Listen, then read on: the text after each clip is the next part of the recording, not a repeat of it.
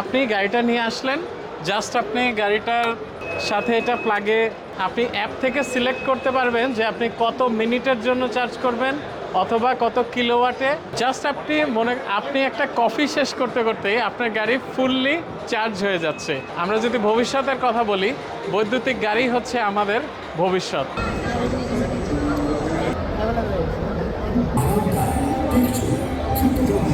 বাংলাদেশে প্রথম commercially charging station launch করেছি আমরা crack platoon charging solution limited, এবং আমরা চেষ্টা করছি একটি টেকসই পরিবেশ তৈরি করা, যেটা এনভায়রনমেন্টাল ফ্রেন্ডলি একটা প্রোডাক্ট নিয়ে কাজ করছি, যেটা আমাদের দেশের দূষণ কমাবে এবং গাড়ি চালানোকে আরও সহজ করবে। আমাদের যে অ্যাপটা, এখানে আমরা আমাদের চার্জিং স্টেশনগুলোকে দেখাতে পারবো, এবং এই অ্যাপটা যদি আমি ইউজ করি, আমি যে কোনো ইয়েতে যেয়ে গাড়ি স্টার্ট করতে গেলে গাড়ির চার্জিংয়ের বারকোডটা স্ক্যান করতে হয়। সো এখানে কোনো হিউম্যান এফোর্টের দরকার হয় না।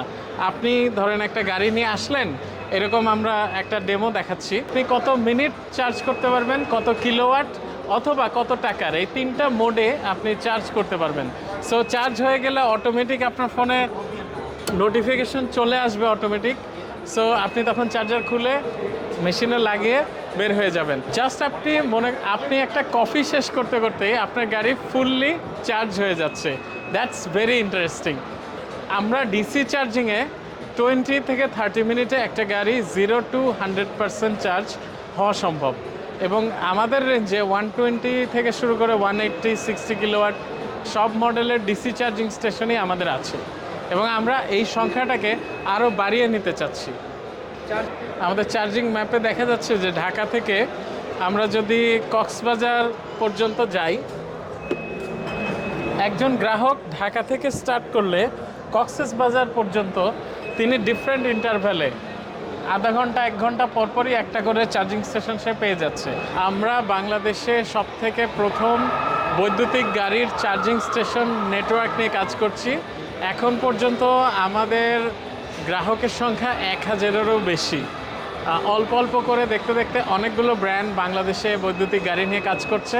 আমরা সবারই এই চার্জিং সাপোর্টটা প্রোভাইড করি, এবং বাংলাদেশে অলমোস্ট আমাদের এখন পর্যন্ত অ্যাক্টিভ চার্জিং স্টেশনের সংখ্যা 37।